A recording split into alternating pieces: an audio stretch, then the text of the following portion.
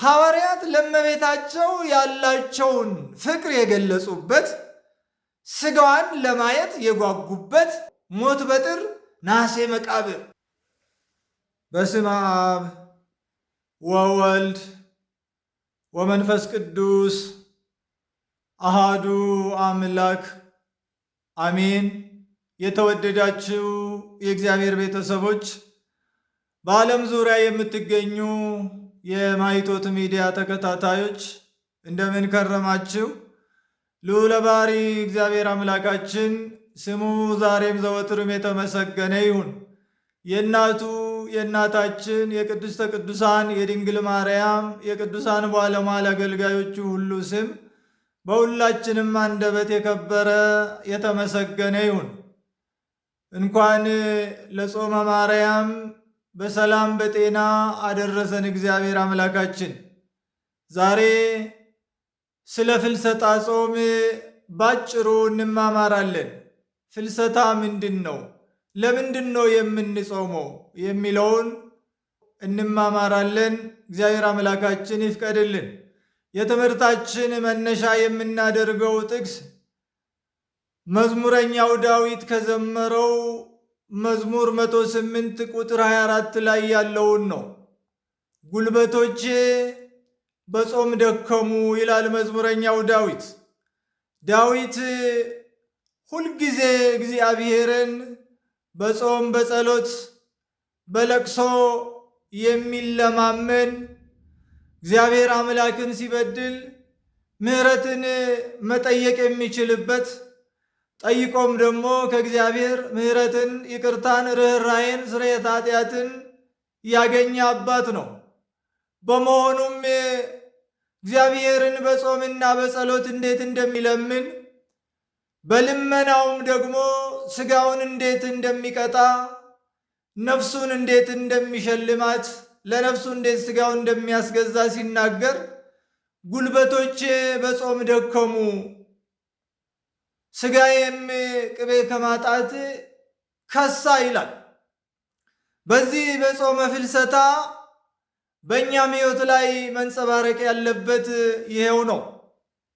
ከዛሬ ጀምሮ በእመቤታችን ፍቅር ተስበን የቤተ ክርስቲያናችንን አዋጅ ሰምተን ከሰባቱ የአዋጅ አጽዋማት አንዱ የሆነውንና በሕግ ያልታዘዙ ዕድሜያቸው 7 ዓመት ያልሞላ እንዲጾሙ የማይገደዱ ሕፃናት እንኳ አሻፈረኝ ብለው ከፍቅራቸው የተነሳ የሚጾሙባት፣ ከዚህም የተነሳ የሕፃናት ጾም ተብላ የምትጠራ ናት ጾመ ፍልሰታ። ፍልሰታ የእመቤታችን ፍልሰተ ሥጋዋን የሚያመለክት ነው። ፈለሰ ሄደ፣ ከአንድ ቦታ ወደ ሌላ ቦታ መዛወር፣ መሸጋገር፣ መሄድ፣ ቦታ መቀየር ነው። ጾመ ፍልሰታ የተባለውም ፍልሰተ ሥጋዋን ነው። እመቤታችን ከዕፀ ሕይወት ስር ከገነት ወደ ምድር መጥታ ሐዋርያት ሥጋዋን ከቀበሩ በኋላ ሥጋዋ ከምድር ወደ ሰማይ የፈለሰበት ያረገበትን እናስባለን። ጾመ ፍልሰታ ታዲያ ለምን ተባለ? ሥጋዋ የፈለሰበት ቢሆን ጾሙ ምንድን ነው ካልን ደግሞ ሐዋርያት የጾሙት ነው። ታሪኩ እንዲህ ነው። እመቤታችን ቅድስተ ቅዱሳን ንጽሕተ ንጹሐን ድንግል ማርያም በ64 ዓመቷ ከዚህ ድካም ካለበት ውጣ ውረድ ከበዛበት ዓለም በልጇ ፈቃድ አርፋለች። ጥር 21 ቀን ነው ያረፈችው። ሐዋርያት ሥጋዋን ገንዞ በቅዳሴ በውዳሴ በይባቤ ለመቅበር ወደ ልጇ መቃብር ወደ ጎልጎታ ይዟት ሲሄዱ ክፉዎች አይሁድ በምቀኝነት መጥተው ሥጋዋን ለማቃጠል ተማክረው ሐዋርያትን አሸበሯቸው። እንዲህ ነው ያሉት። ቀድሞ ከዚች ሴት የተወለደ ኢየሱስ ክርስቶስ በሦስተኛው ቀን ተነሳ ብለው ሐዋርያት ይኸው ዓለምን ሲያውኩ ይኖራሉ። እኛን ሐሰተኞች አድርገው እሱን እውነተኛ አምላክ ነው ብለው ብዙዎችን አሳምነዋል። ከሷ የተወለደው ልጅ ትንሣኤው በሕዝብ ዘንድ እንዲህ ከታመነ የእናቱማ የከፋ ይሆናል። ከፊተኛው ጥፋት ይልቅ የኋለኛው እንዳይከፋ ይህችን የክርስቶስን እናት ሐዋርያት እንዳይቀብሯት ሥጋዋን እኛ ነጥቀን በእሳት እናቃጥላታል። ከገሃነመ እሳት ያዳነቻቸውን ከሲኦል ቃጠሎ ያዳነቻቸውን ድንግል ማርያምን ለማቃጠል ፈለጉ። ክፉዎች እንዲህ ናቸው። አይሁድ እንዲህ ናቸው። ትምክህተኞች ናቸው። በመቀኝነት ልጇን የገደሉ በመስቀል ላይ ሰቅለው ሞቱ በፈቃዱ ቢሆንም ለዚሁ ደግሞ ሥጋዋን ለማቃጠል ብርቱ ጀግና መምረጥ ነበረባቸውና ታውፋንያ የሚባል አንድ ደፋር ሰው ፊት አውራሪ አድርጎ እኔ ቶሎ ብዬ ከሐዋርያት ሥጋዋን እነጥቃለሁ፣ አስከሬኗን እነጥቃለሁ፣ ተረባርባችሁ ያዙ፣ ሐዋርያትን ደብድበን እናባረራቸዋለን አለ። በሱ መሪነት ሄዱ። ድንግል ማርያም ግን ነፍሷ ከሥጋ ቢለይም ሥጋዋ ተአምራትን ያደርጋል። እንኳን የድንግል ማርያም የሌሎች ቅዱሳን አባቶቻችን ሥጋም ተአምራትን ሲሰራ ኖሯል፣ ወደፊትም ይሰራል እስከ ዕለተ ምጽአት ድረስ። የቅዱሳን አባቶቻችን አጽማቸው ሥጋቸው ካረፈበት አጽማቸው ከፈለሰበት የቅዱሳን የጻድቃን የሰማዕታት የነ ተክለ ሃይማኖት የቅዱሱ አባታችን የነ ቅዱስ ጊዮርጊስ የነ መጥምቀ መለኮት ቅዱስ ዮሐንስ ድንግል ማርያም ሥጋዋ ተአምራት ኃይል ያደርጋል። ማኅደረ እግዚአብሔር ናት እሷ፣ እግዚአብሔር ያደረባት። ይህን ባለመረዳት የሚያለቅስ መስሎ እመቤቴ እናቴ እያለ መጣና ለመንጠቅ ሄዶ ልክ የአልጋውን ሸንኮር ሲይዝ የእግዚአብሔር መልአክ በእሳት ሰይፍ እጁን ቀጣው። ሁለቱ እጆቹ ተቆረጡና ተንጠልጥለው ቀሩ። ያን ጊዜ አይሁድ ደንግጠው ተበታተኑ። እርሱም አላበጀውም እመቤቴ ይቅር በይ ብሎ ተለማመናት። ድንግል ማርያም ርኅርኅተ ሕሊና ናት። ኦ ርኅርኅተ ሕሊና አፍቅሮተ ሰብእ ልማዳ፣ ሰውን መውደድ ልማዷ ባህሏ የሆነ የዘወትር ስራዋ የሆነ ሕሊናዋ ልቡናዋ የሚራራ ድንግል ማርያም ሆይ ብሎ ነው ሊቁ የሚያመሰግናት። ራራችለትና ቅዱስ ጴጥሮስን እጆቹን በቦታው መልሰ ትከላቸው አለችው። እንደ አትክልት ተከላቸው። እነርሱም ጸደቁ በድንግል ማርያም ትእዛዝ፣ በሐዋርያው ሥራ። ወገኖቼ ዛሬ በእመቤታችን ቃል ኪዳን በሐዋርያት ስብከት የምናምን ለዚህ እኮ ነው። በአማላጅነታቸውም የምንታመን ለዚህ ነው። ሐዋርያት ይተክላሉ፣ ድንግል ማርያም ታጸድቃለች በቃል ኪዳን። ስለዚህ እጁ እንደ ቀድሞ ሆነለት። ከዚህ በኋላ ድንግል ማርያምን እና ሐዋርያው ቅዱስ ዮሐንስን ጨምሮ መልአኩ ወደ ገነት ወስዶ ሥጋዋን በዕፀ ሕይወት ሥራ ኖረ። መላእክት እያመሰገኗት በዚያ ኖረ። ሐዋርያትም ደንግጦ ወደ ቤታቸው ተመለሱ። የድንግል ማርያምን ሥጋ መልአክ ነጥቆ ወስዷልና። ወንድማቸው ዮሐንስም አብሮ ተነጥቋል። ፍቅረ እግዚእ ይባላል፣ ወልደ ነጎድጓድ።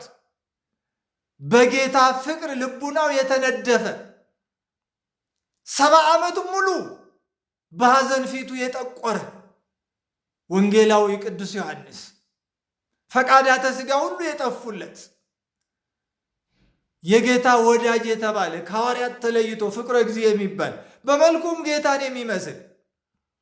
ከዚያ በኋላ ዮሐንስ መጣ። ዮሐንስ ሲመጣ የእመቤታችን ነገር እንዴት ሆነ? ከምን ደረሰች አሉ። ጠየቁ ወንድሞቹ። እርሷማ ወደ ገነት አድርጋለች፣ ሥጋዋ በዕፀ ሕይወት ስር ነው ያለ ብሎ ነገራቸው። በዚህ ጊዜ ነው እንግዲህ ሐዋርያት ጾመ ፍልሰታን የጾሙት። ወንድማችን ዮሐንስ የእመቤታችንን ሥጋ ካየ እረፍቷን ካየ እኛም ማየት አለብን ብለው ነሐሴ 1 ቀን ጾም ጀመሩ ሐዋርያት። ስለዚህ ይህ ጾም ሐዋርያት ለእመቤታቸው ያላቸውን ፍቅር የገለጹበት፣ ሥጋዋን ለማየት የጓጉበት፣ ሥጋዋ ወዴት እንዳረፈ ለማየት ጓጉቶ ድንግል ማርያምን ለማየት የጾሙት ጾም ነው። ጾመ ፍልሰታ የተባለ ለዚህ ነው። ወንድማችን ዮሐንስ አይቶ እኛ ለምን ይቀርብናል ብለው፣ ይሄ መንፈሳዊ ቅናት ይባላል። ቅንዑ ለእንተ ተአቢ ጸጋ፣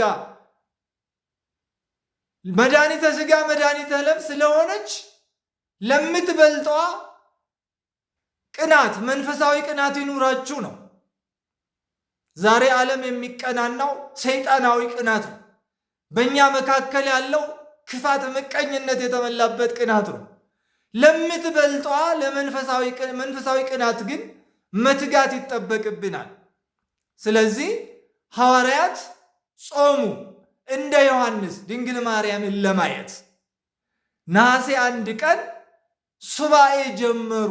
በ14 ሱባኤያቸውን ፈጸሙ። ጌታም ትኩስ አስክሬን የእመቤታችንን አመጣላቸው። ሐዋርያትም ተሰብስበው እንደ አዲስ የድንግል ማርያምን አስከሬኗን ቅዱስ ሥጋዋን ቀበሩ። ቶማስ አልነበረም፣ ህንድ ነበር ሀገረ ስብከቱ። ሱባኤውን እዛው ጨርሶ ደመና ጠቅሶ ሲመጣ ድንግል ማርያም በይባቤ መላእክት በምስጋና መላእክት ስታርግ አያት።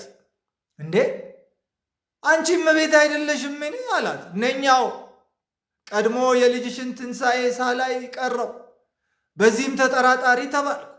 ዛሬም ደግሞ ትንሣኤሽን ሳላይ ከወንድሞቼ ከሐዋርያት ለየሽኝን ብለው ወፈቀደ ከመ ይደቅም ደመናው፣ ከደመናው ራሱን ወደ መሬት ሊወረውር ወደደ። የእመቤታችን ፍቅር እንዲህ ነው።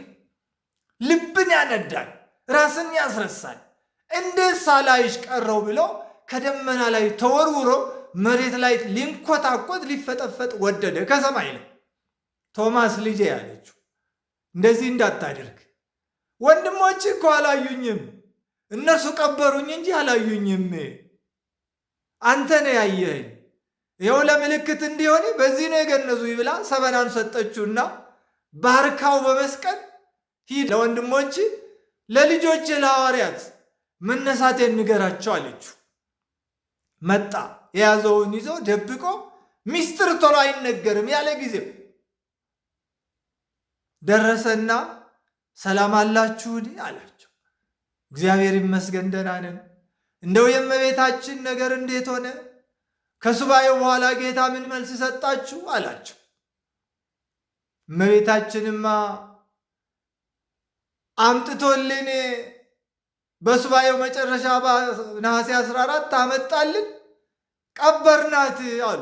ቀበርናት። እንዴት ይሆናል ወንድሞቼ? ሞት በጥር ነሐሴ መቃብር እንደምን ይሆናል አላቸው። ቅዱስ ጴጥሮስ ተቆጣ። ቀድሞም የልጇን ትንሣኤ አላምንም ብለህ ይኸው እጅ ተቃጠለ ስትጠራጠር፣ ዛሬም ደግሞ የእሷን ትንሣኤ አላምንም ብለህ ዘወትር ስትጠራጠር፣ ምን አንተ ብቻ ምዕመናንም ስታጠራጥር ልትኖር ነው እንዴ? ና እናሳይ ብለው ይዞት ወደ መቃብር ሄዱ። የያዘውን ያውቃልና ዝም አላቸው። ሄደው መቃብሩ ሲከፈት ግን ሥጋዋ አልነበረም። ሐዋርያት ደነገጡ፣ ግራ ተጋቡ። አስደንግጡ ወንድሞቼ፣ አታምኑኝም ብዬ እንጂ እመቤታችን ስታርግ እኔ አይቻታለሁ አላቸው። ተነስታ አድርጋለች እሷ። ምን ምልክት አላት? ይኸው በዚህ ሰበን አይደል የገነዛችኋት? አዎ በዚህ ነው የገነዝናት ብለው አምነው ደስ ብሏቸው ያንን ሰበኗን ለበረከት ተከፋፍለው ድውይ ሊፈውሱበት፣ ሙት ሊያስነሱበት፣ በረከት ሊሰጡበት ወደ ቤታቸው ተመለሱ። ዛሬ አባቶቻችን በመስቀሎቻቸው ላይ በዕደ መስቀል ላይ መሐረብ መሳይ ሰበኖችን የሚያስሩት ያንን ለማስታወስ ነው። ያን ተከፋፍለው ወደ ቤታቸው ተመለሱ። እንደገና ልብ በሉ የሐዋርያት ፍቅራቸው ለእመቤታቸው። ቶማስ አይቶ እኛ ሳናይ እንደምን ይቀርብናል ብለው እንደገና ደግሞ በዓመቱ ይህንን ጾም ጾሙ። ሐዋርያት የእመቤታችንን ሥጋ ለማየት ሁለት ሱባኤ፣ እንደገና ደግሞ ዕርገቷን ለማየት ሌላ 2 ሱባኤ፣ 2 ጊዜ ሱባኤ ገቡ ማለት ነው። እኔና እናንተ የሐዋርያትን ልጆች የሐዋርያትን በረከት ለማየት ዛሬ ነሐሴ 1 ቀን የእመቤታችንን ጾም እንጾማለን። ጾመ ፍልሰታ እንላታለን። ጾመ ማርያም እንላታለን። ሐዋርያት የጾሙት ምዕመናንም በፍቅር የሚጾሟት፣ እንዲያውም ምዕመናን ከቤታቸው ወጥተው አልጋቸው ምንጣፋቸውን ትተው እዚያው በዚህ በክረምት ብርድ እየተጠበሱ በቤተ ክርስቲያን በጋራ በመቃብር በመጠለያ ሆነው ሱባኤ ይዘው ድንግል ማርያምን ይማጸኗታል። ፍቅራቸውን ይገልጻሉ። ሕፃናት እየተራቡ እየተጠሙ ቅድም እንደነገርኳችሁ ዕድሜያቸው 7 ዓመት ያልሞላ ሁሉ እየጾሙ የጌታቸውን ቅዱስ ሥጋ ክቡር ደሙን የልጇን ይበላሉ፣ ይጠጣሉ። ስለዚህ ጾመ ፍልሰታ የምንጾመው ለዚህ ነው። የሐዋርያት ልጆች ነን ምዕመናን። እንደ ሐዋርያት የእመቤታችን ፍቅር በልቦናችን ሊታተም ይገባል። ስንጾም ስንጸልይ ነቢዩ ዳዊት እንዳለው ጉልበቶቼ በጾም ደከሙ። ጾም ልክ ነው፣ የሥጋን ጉልበት ያደክማል፣ ሰውነት ይከሳል። ዳዊት ያለው ግን ሥጋዊ ጉልበቱን ኃይሉን ብርታቱን አይደለም ያለው። ጉልበቶቼ በጾም ደከሙ ያለው ኃጢአት የሚሰራበት፣ ክፉ የማደርግበት፣ የሚበድልበት፣ የማማባት ሥጋዊ ጉልበቴ ደከመ፣ መንፈሳዊ ጉልበቴ በረታል። የእኛም ጉልበቶቻችን የምናማባቸው ጉልበቶቻችን፣ የምንሰርቅባቸው ጉልበቶቻችን፣ የምናታለልባቸው ጉልበቶቻችን፣ ጎጥ ውስጥ የሚወሽቁን ጉልበቶቻችን፣ የምናሳድድባቸው ጉልበቶቻችን፣ ክፋት የምናስባቸው ጉልበቶቻችን፣ እነዚህ ሁሉ በጾም መድከም አለባቸው። የእመቤታችን ጣዕሟ ፍቅሯ ረድኤት በረከቷ ይደርብን። የሐዋርያት በረከታቸው ይደርብን። ይቆየን።